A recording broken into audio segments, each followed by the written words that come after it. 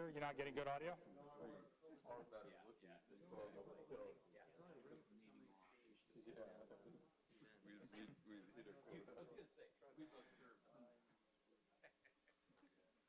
Here, let Peter scoot down one of those aisles there, or rows, excuse me.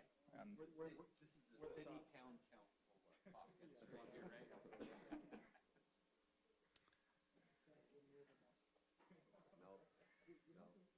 No, where I stood next to the real muscle in this county, all right? And that is exactly. I'll put it up here, Scott. You're not getting it, are you? Yeah.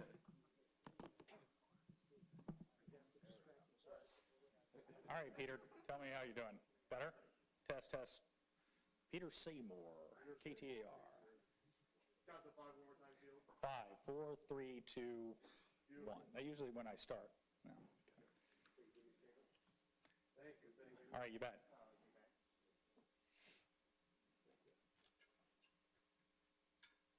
Well, it got quiet, so I figured you guys are ready.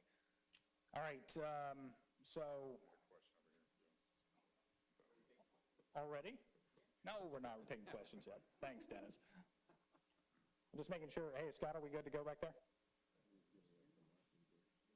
Yes, no? Since we promised it's going to be on YouTube, let's make sure it goes out. All right, very good. Thank you. All right, well, welcome, everybody. Good crowd today. Thanks for being with Broadcast is now starting. All attendees are in listen. And here we go on the webinar. Yes, so we just started the webinar. So good afternoon. My name's Fields Mosley. If I haven't met you yet, I'm the communications director for Maricopa County, and I work with the Board of Supervisors every single day. So we just completed a public meeting, as many people know, but just to let the people know on YouTube and the webinar, we completed this public meeting to discuss and then sign a response to the May 12 letter from the Senate President, President Fan. This is an opportunity for news reporters to ask some questions, seek clarification from two of our board members, Chairman Jack Sellers and Vice Chairman Bill Gates. Our other three board members are not here in the room because this is not a public meeting. We are holding a press conference and in accordance with the law for public meetings. Our other three board members are upstairs or have left for other appointments. So in addition, though, joining us today, we have our other elected officials here, and you're going to hear from Recorder Richer, and he also spoke during the public meeting. Also, Sheriff Paul Penzone, who has a stake in what's going on here today, and what's been going on for the last 4 or 5 months. So we're going to hear from them as well. Also with us, we have Assessor Eddie Cook. We also have the Treasurer, John Allen, and we also have our Superintendent of Public Education, Steve Watson. Sorry, I'm blanking on names today. Should have written them all down. We also have a number of reporters joining us via GoToWebinar, so we'll get to them a little bit later on in this. If you are on the webinar and you want to ask questions, when I call your name or we ask if you have a question, you're going to have to raise your hand virtually in that webinar. We have people behind the scenes. They'll let me know that there's somebody waiting, and then you'll have to unmute yourself to ask that question.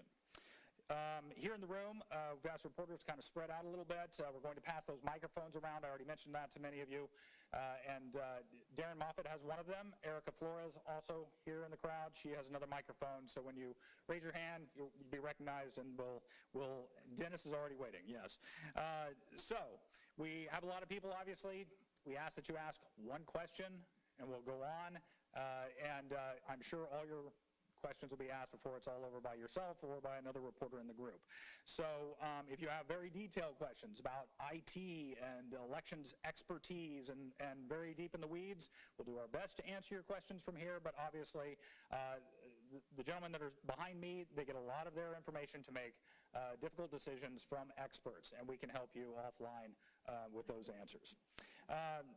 Finally, no secret, this issue has been volatile. Emotions have been running high for a long time now. In this space, I ask that you respect your colleagues, you respect the people who have been willing to come up here and take your questions today, and let's be civil about this today. So, after a few brief statements, starting with Chairman Sellers, we'll go ahead and start taking your questions. Well, and thank you all for being here today. This is an important day for me. You know, as chairman, one of my primary objectives has been to speak as one Maricopa County, and I think you can see that that's what we did today. what the letter, the response we sent back to Senator Fan, a lot of the electeds that are here with us today don't play any role, particularly in Maricopa County election processes, but they are supportive because they know the people that are the professionals here at Maricopa County, the important work that they do, and how, what an outstanding, I mean, and I think most of you know that all the election experts across the country have talked about Maricopa County being the model for how you react to a pandemic and still run an efficient, honest election that was, geared towards protecting all the voters and allowing everyone to vote safely and securely. So thank you again for being here today.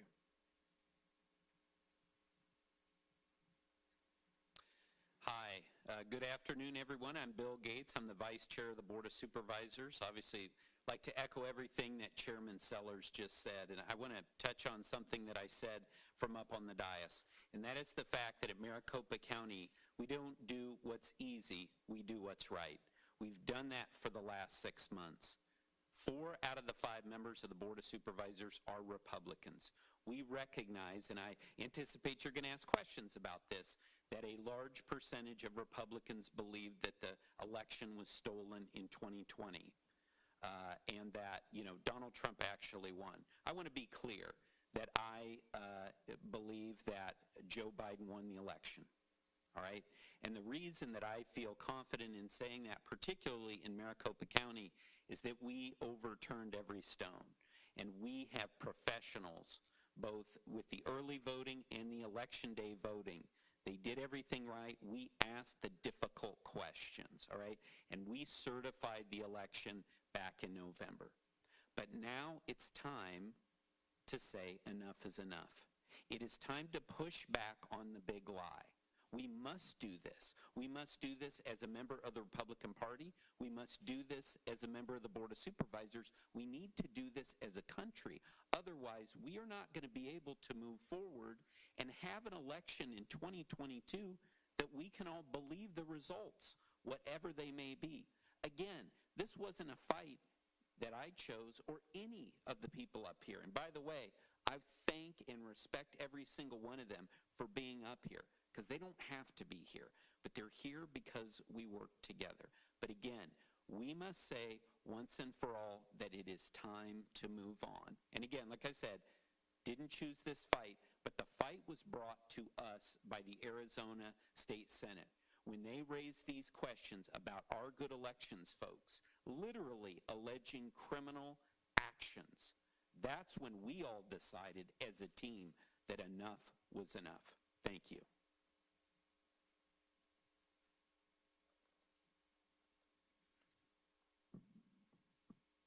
Well, for those of you who know me, this is normally not a space where I would occupy.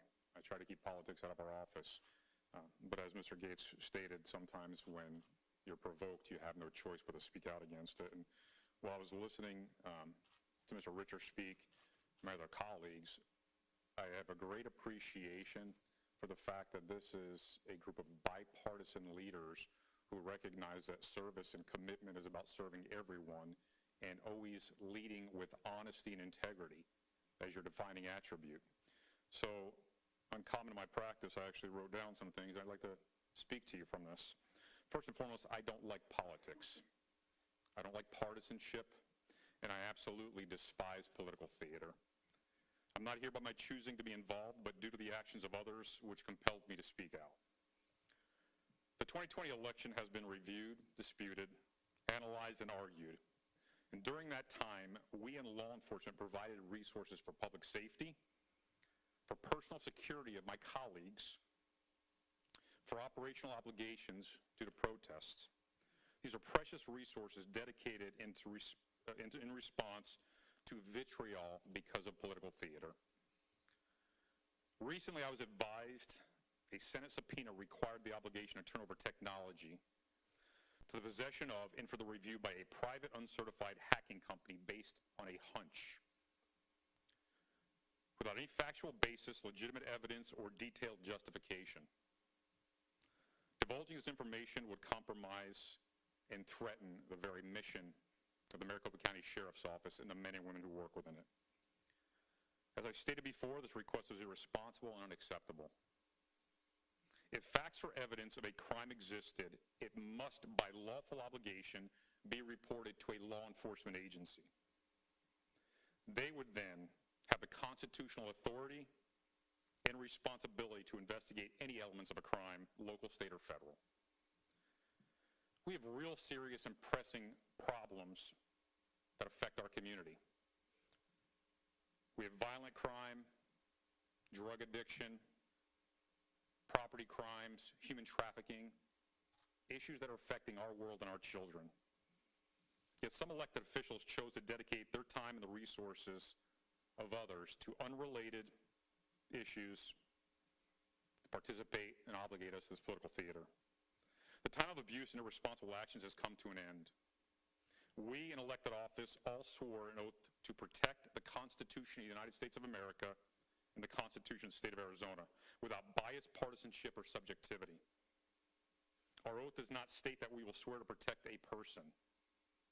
The oath requires we swear to protect the principles authored in the Constitution and the laws for the people who have empowered us. Yet now we waste time, resources, and energy on political theater, and those who wish to see our nation destroyed celebrate this division. Our true enemies of the state celebrate these events to our detriment and their benefit. My office and those who swore to protect the community are burdened with issues of violent crimes, as I stated, and other issues. And now, because of political divide, we're dealing with unprecedented unrest.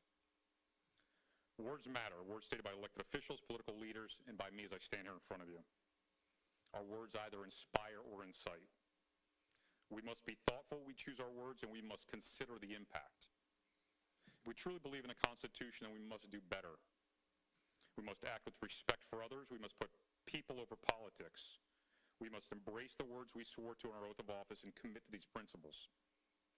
Never once do they say party over people. Never once do they say protect a person at the expense of honesty, integrity, and obligation. First and foremost, I'm a man of faith and family. That's where my priorities lie. I'm committed to be a constitutional sheriff with the unwavering belief in the rule of law. I have a job to do. My job is public safety, and it's not political theater. Our community deserves better than this. Our nation is titled the United States. We must act thoughtfully and with strength and humility.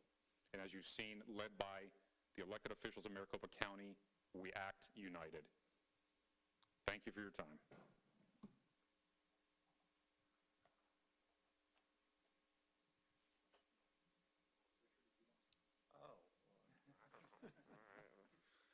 Well, I gave my professional remarks earlier during the formal meeting, but I'll just echo some of the things that have been said. I'm so grateful that Steve Watson, that John Allen, that Eddie Cook, that Alistair Adele, despite not having any dog in this fight, have stepped up and have been part of the county, been part of Team County, who has said this is enough.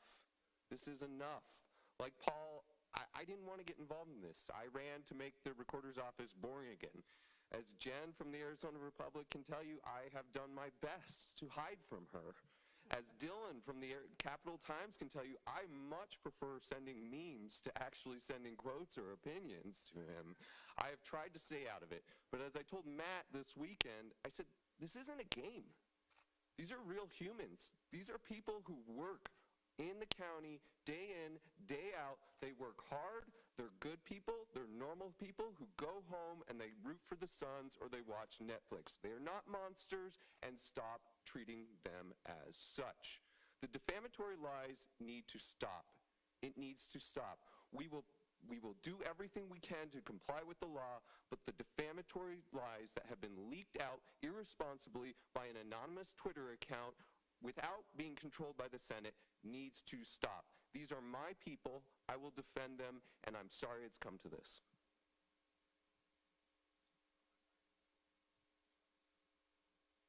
Thank you so much to all our officials here today, and standing united. We'll take some questions now. We're going to start with Dennis Welch, since he was the aggressive kid at the back of the classroom, raising his hand. So thank you, Dennis. And if you want to ask a question of somebody specifically out of our 4 folks up here today, please make that known when you ask your question. Thank you. Yeah, I guess this question would be for Chairman Sellers. You'd indicated that you were willing to, take the auditors or whatnot to court. Are you preparing to take them to court and sue them, and what are you preparing to take them to court for? All we want is to get back to business here at the county and do the jobs that we were elected to do. We're tired of answering the same questions over and over again.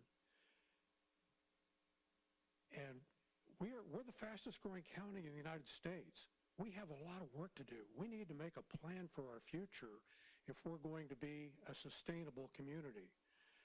And so I'm just anxious for us to get back to work. So, if it continues, if the attacks on our people continue, then we will do what we have to do legally to stop it. But right now, we just want it to be over. All right, next question.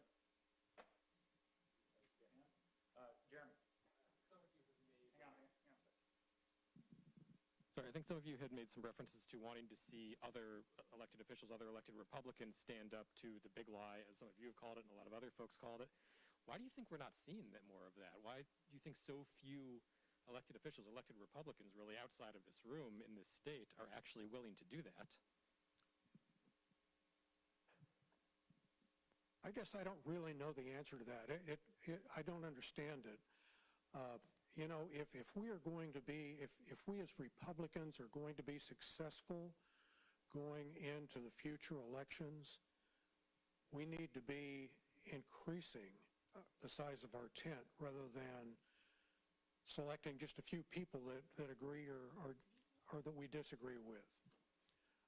So the division I'm seeing right now is frustrating. I think the only thing that is encouraging at all is that but also discouraging is that the division isn't just in the Republican Party. It seems to be across both major parties. But I think my primary goal would be to try to get the Republican Party back to why I became a Republican. I'm duty-bound to answer this question because I went to University of Chicago twice, so I have to throw in a law and economics principle. But this is a classic first-mover problem. Any Republican who has stuck his head out, it's just been whacked off because they've gone out on their own. I promise you that there are Republicans in the state Senate, Republicans throughout the state, who do not believe a word of this. Well, we're out here now. We've moved. And I think you're going to see others joining, and the water's warm coming in. And as someone who's done a couple of pieces on this issue, this is near and dear to my heart. I don't know. You'd have to ask all them. But for me, I don't define myself by being a member of the Maricopa County Board of Supervisors. I'm privileged to serve in this role. But we all know that we are here for a short period of time. And I believe that this is a point of inflection for us as a county and as a nation. And so some people do need to step out. And I consider myself so fortunate and privileged to be serving with all these people, all these Republicans who are willing to step out and say that this must stop. And now, if we want to win an election in 2022, we need to talk about the future that the Republican Party sees and create a true distinction with where the Democrats are going. And I think there's a very strong case to be made. But no one is doing that because we're relitigating this election. And when people do raise their voice to say, I don't want to talk about this audit, I don't want to cheer on the audit, I want to talk about something else, then they get attacked, as Mr. Richer put it, by an anonymous Twitter account. This is bizarre. It is truly bizarre, and it is sad, because there was a legal question asked earlier, and I am a lawyer, and it is sad to see the representations that the Arizona Senate made to Judge Thomason. They said they wanted these ballots and this election equipment to determine if changes should be made in Arizona law relating to elections. And we recognize the authority of the legislature to do that. I have seen no indication from what's going on over there, that they are focused on that. Instead, they are focused on doing a recount, first of all, which is only allowed in specific instances under Arizona law, and then to start the dominoes falling that we've seen. Talk about a meme. I've seen the meme on that. So again, people are afraid, elected Republicans, I think, are afraid of the next election, and they can't be. They've got to stand for what is right now. Otherwise, why did they run for office in the first place?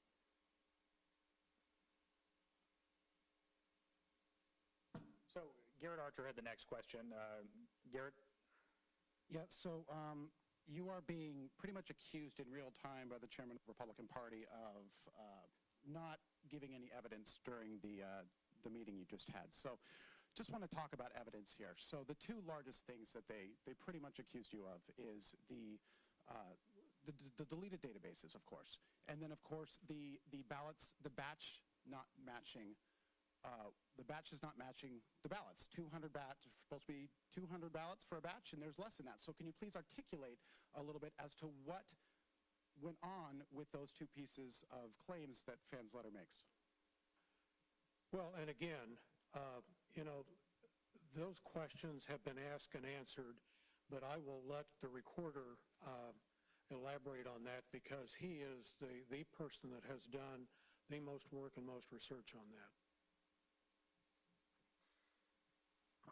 Reluctantly, again.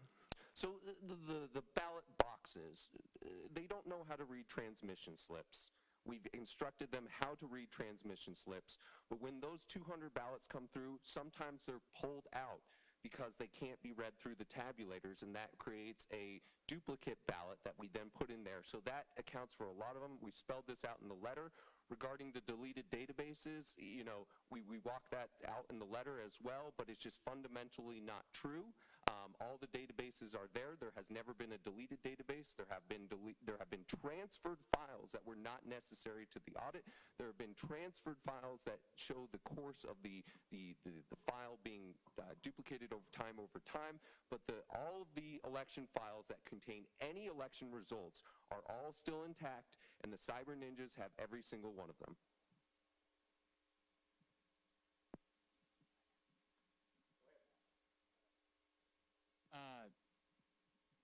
We got it?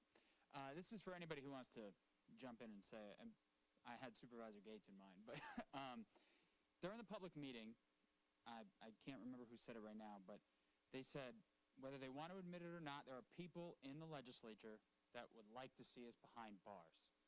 You have at least one person in the state legislature who openly said it last week. Representative Hoffman said people get squishy or they don't have a backbone to put the Board of Supervisors or call in law enforcement and get involved and jail the Board of Supervisors.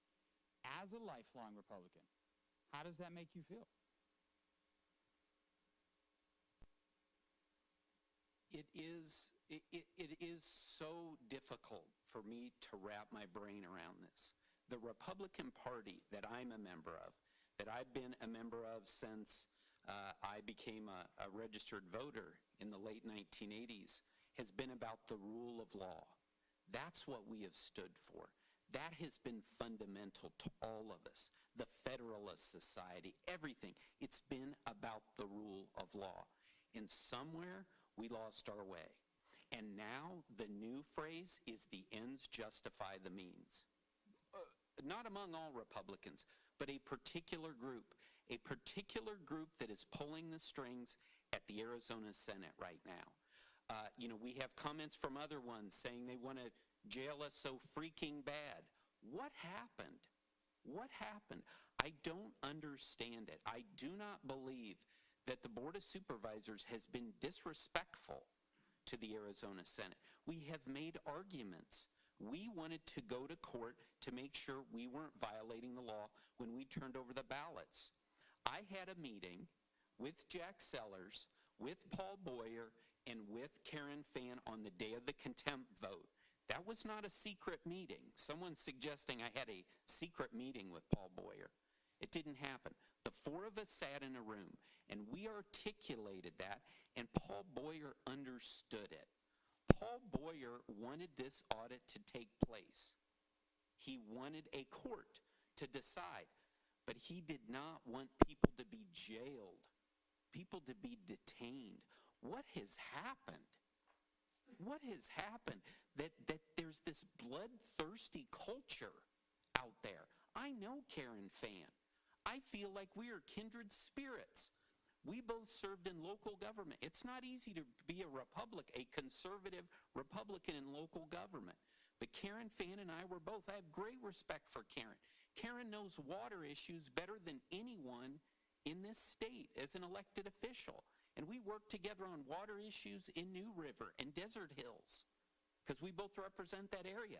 And then what happened? I don't know. But it's not too late. It's not too late. We can step back. We can work together. But what I feel like is we have outside forces. We've got a lot of outside money. We know that. The $150,000 isn't enough to pay for everything that's going on out there. So where's that money coming from? We're talking about transparency. Tell us where the money is coming from.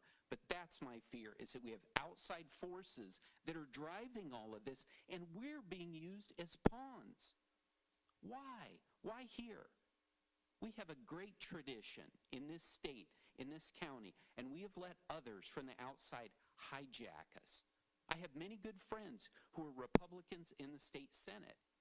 And I've been trying to figure out how to rebuild a relationship with those people who voted to throw me in jail. They say it wasn't, but that's where it was headed. We all know that. I want to work with them again. But I don't know how to start working together until we turn the heat down.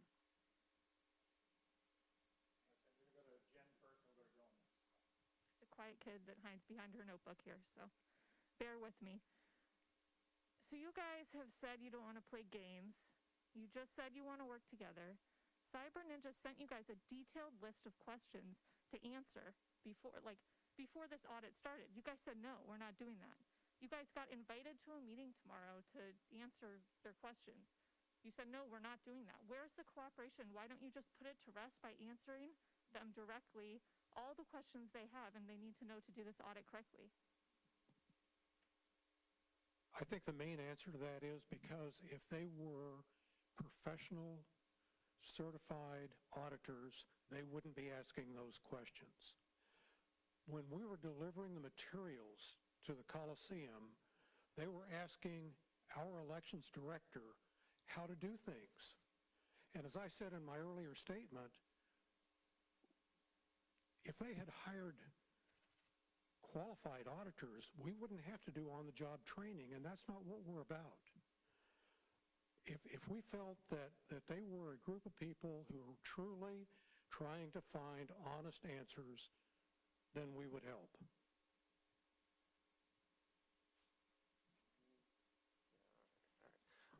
The Tuesday invitation is so silly. I mean, there's going to be 3 people there, all Republicans. It's going to be a show trial, and this looms large in my brain because 2016, Helen Purcell had to go up in front of the Senate, and all they didn't ask questions of her. They just reamed her out. And as Supervisor Gallardo reminds us, there are no Democrats invited to this meeting. It's just 3 people handpicked to stream us in front of OAN. That's not operating in good faith. I'm not showing up to that.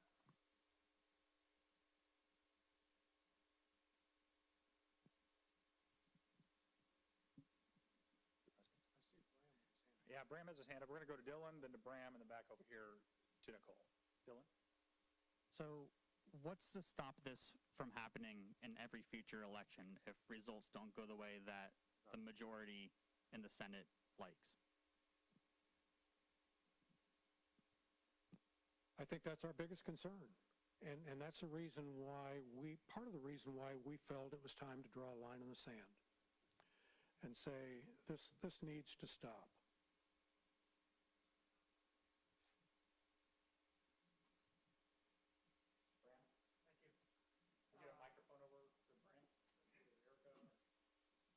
Thanks, guys. Chairman Sellers, I'll stay with you. You say you've drawn a line in the sand. This needs to stop. What is backing up that line in the sand? Is it an ultimatum, or do you just plan, as you said at the meeting, to see them in court when their audit is done? The statements that we made earlier said, we are finished answering the same questions over and over again. Finish your audit, and if the results question any of our activities, then we will answer them in court.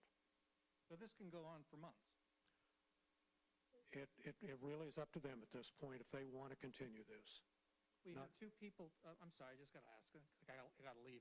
We had two people, Recorder Richer, Steve Gallardo, say what they're doing is, what the Senate is doing is illegal, questioning the legality. Why can't you challenge that? One of our attorneys like to answer that? Yeah, I think it's not that it's illegal, but I will raise an interesting question, which is, when did the Senate vote to conduct this audit? What date did that vote occur? I'm not sure there's a majority of the members of the Arizona Senate that even want this audit to continue. But the thing that I will say from a legal perspective, and I understand, I'm not going to get into a legal discussion here, but I do understand that at some point, when a anonymous Twitter account continues to hurl insults at individuals, defamation may come into play. Again, I'm not threatening that. I'm just simply saying at some point we need to recognize that these comments that are being made and these loaded questions, and Jen, I would say in response to your question, those were not legitimate questions that came. They were, that was a political document. We have responded to all of those now, but I do not think that those questions were presented to this board in good faith. Why didn't they pick up the phone? Why didn't they address those before those questions that they raised were tweeted out? Again, from a Twitter account who we don't know who runs it, we don't know who pays for it.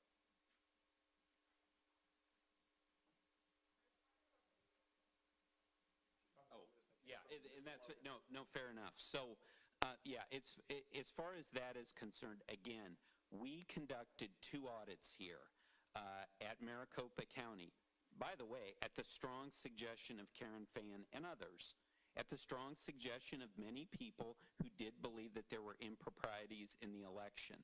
We had 2 voting system laboratories conduct those audits, and they came out with findings. It became clear when the Senate selected this team to run the audit that this was not going to be, this was an audit that was going to be run by known partisans. That is the reality of what we're facing here. And so we were cooperative to the extent we took the ballots there, we took the machines, we didn't fight them, but we are not participating in this audit. We're not part of this audit. We did our 2. We didn't believe that there needed to be another one. That's why we went to court, and the court ruled that they were entitled to the ballots and the election machines, and that's exactly what we did. We sent them where they wanted them, over at the Coliseum. And I think I made that fairly clear to you in one of our first conversations, that we would not be any part of this audit. That we turned over things that were requested of us in a subpoena, but we are not participating in the audit in any way.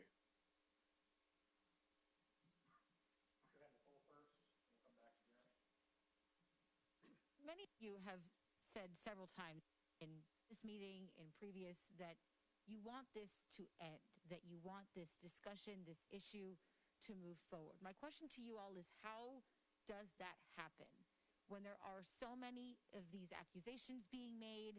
You gentlemen and the county responds in different ways. People, though, still believe those accusations. You respond, you are still accused of lying. So how does this ever get resolved? There's no simple answer to that, because it's become clear that some of these people are only going to be happy when they get the answers they want. And they're not going to get that from the experts. It's truly a frustration. So I suggested a solution to one representative who had posted that he gets thousands of complaints a day to his office that the election was stolen. So he then splattered my information on the internet, and we got like maybe 20 20 emails that said, the election was stolen. But I said to him, what about this novel theory? You stop indulging these lies and you instead tell them they are unfounded, they are without substance, and that they are the product of people who are lying to you. And I'm sorry that they're lying to you, but that is what's happening here. That's an opportunity. That's a solution. If every single person in the state legislature said that, we'd be done pretty quickly. And also, I would say in response to that, again, these questions were sent to us by President Fan.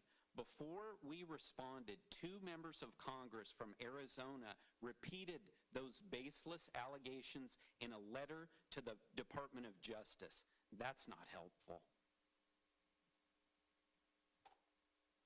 And I will just mention again that even when we started thinking about a response to this letter, our first pass, we didn't even realize how involved it would be with our public safety department. And I was so happy when the sheriff contacted us and said, I need to be part of this. Sheriff, would you like to say anything more?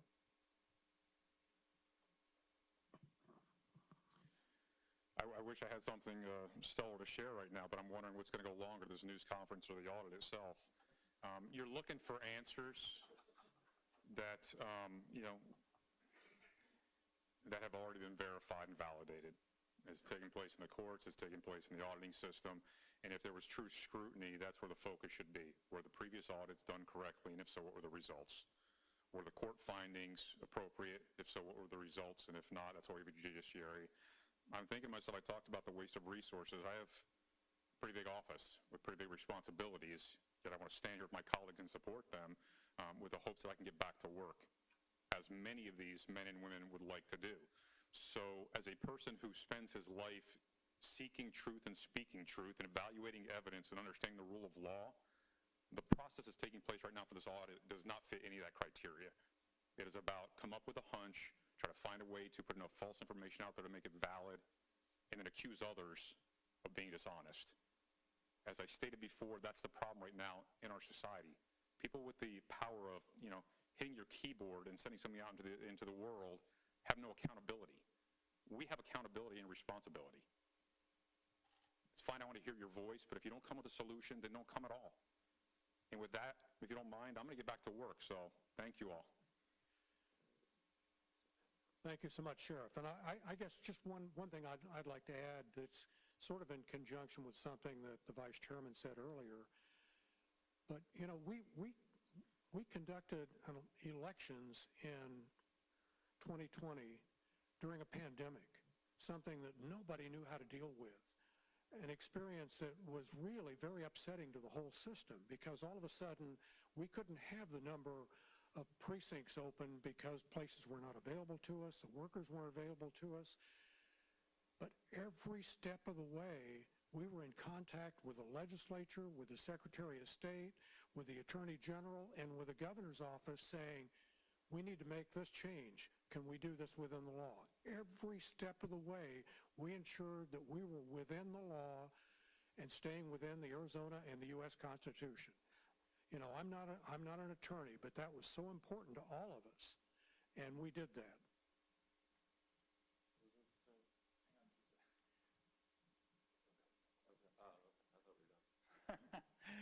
All right, so I know there's a couple more questions out there. We do have one person on the webinar as well. I'm going to go ahead and go to that. Jennifer, can you tell me who's on the webinar and who has a question? And we'll get to that question right now. Hi, Fields. We have Paul Weish on the line from... Paul White? Okay. AZ Law. AZ Law. Yes. He's unmuted. Okay, Paul, go ahead with your question. Okay, Chairman Sellers and Reporter Richard,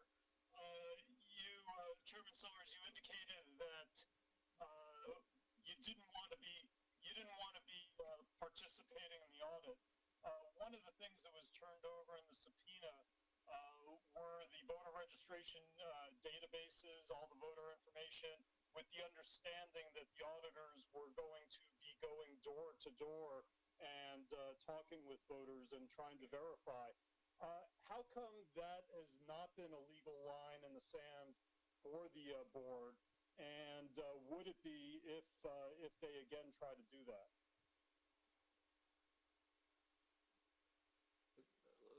Nowhere in their subpoena did it acknowledge the scope of work. This was revealed to us later. That process is not moving forward at this time, as we understand. But they have not, that's correct, Stephen, but they have not given a definitive indication that they would not try to do that, or that it's not going on even without their knowledge. They haven't been in control of all the aspects of the audit. How come that has not been something that you guys have addressed? Supervisor Gates? No, I appreciate the question. I think you raise a great policy issue, but this is the challenge for us. We had a court order that said those subpoenas are valid. So we don't get to pick and choose what we turn over. That's what we had to do. We followed the law. We believe in the rule of law.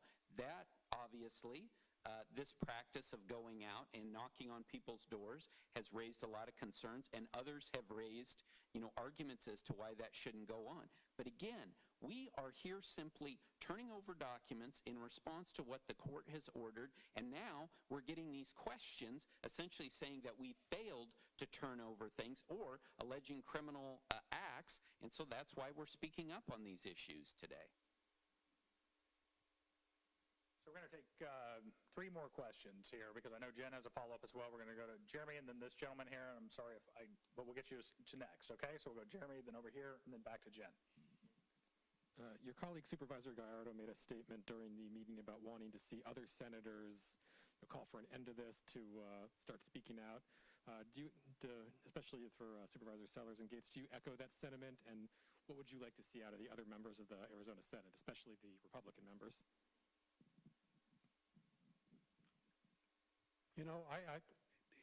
I think several of the supervisors alluded to this earlier, but a lot of those senators are friends of mine, have been friends of mine for a long time, and I have a hard time believing that they truly are happy with what's going on right now, and hopefully more of them will come forward and say it's time for this to stop.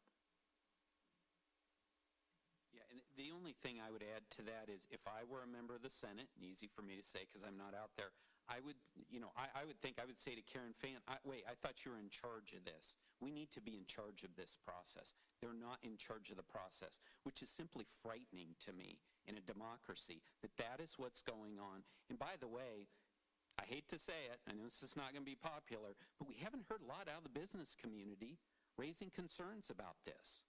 This is creating a black eye to Arizona, and I would think that those business leaders would want this to stop. And I would think that they would contact those elected officials who they donate money to and say, hey guys, get this in order or make it stop.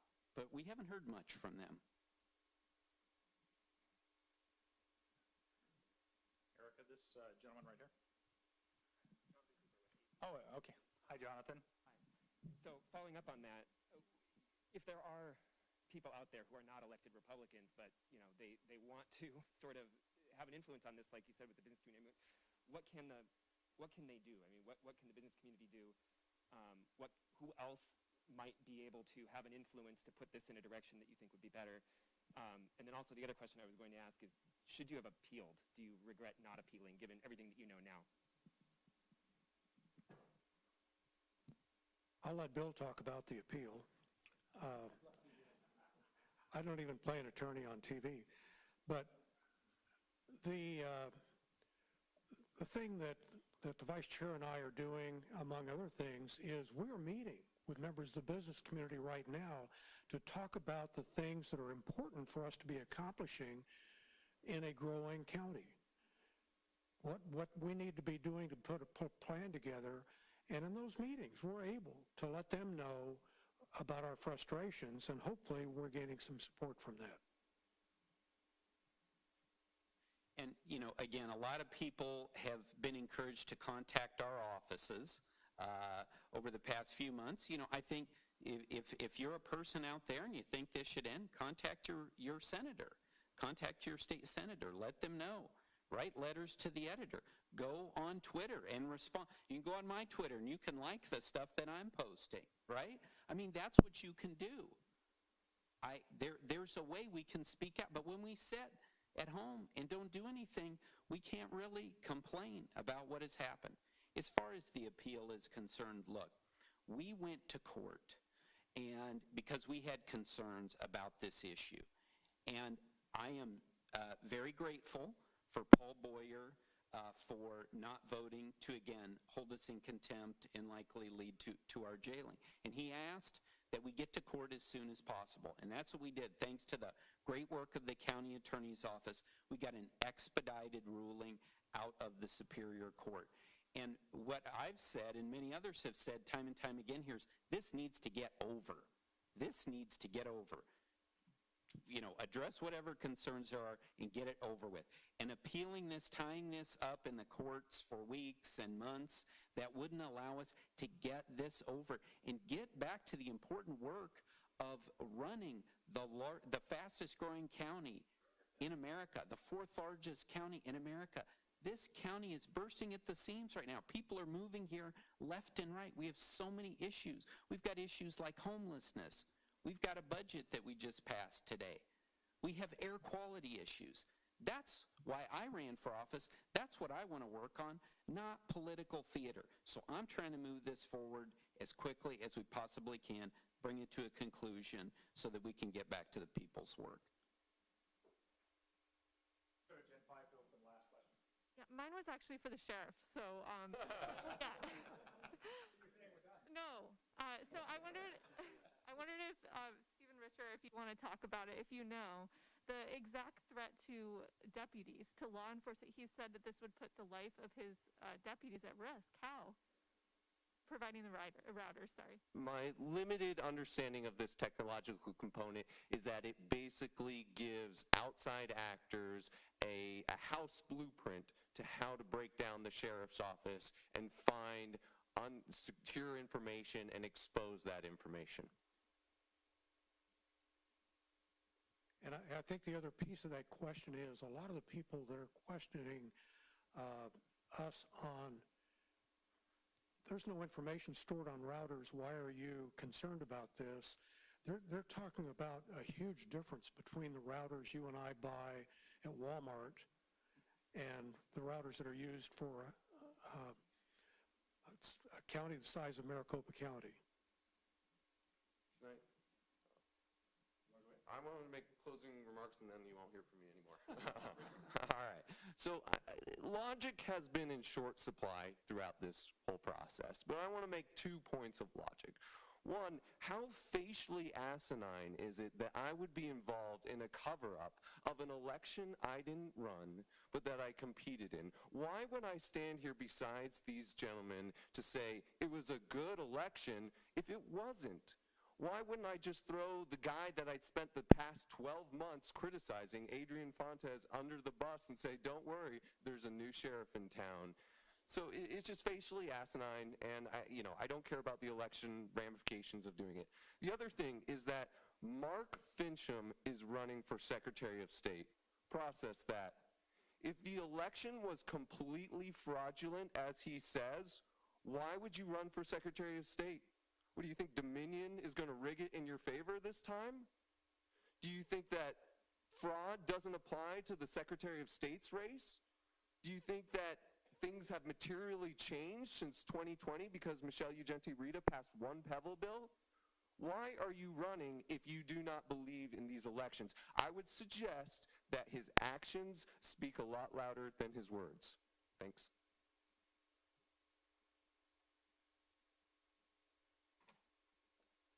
All right, well, thank you to Recorder Richer, thank you to Sheriff Penzone, thank you to the members of the board here, the treasurer, the superintendent, the assessor. They've all been here to try to help out, show where we're at, and I appreciate you guys being here today. All of you joining us on YouTube, we appreciate you viewing this, and we'll answer any other questions offline if you have them. Thank you.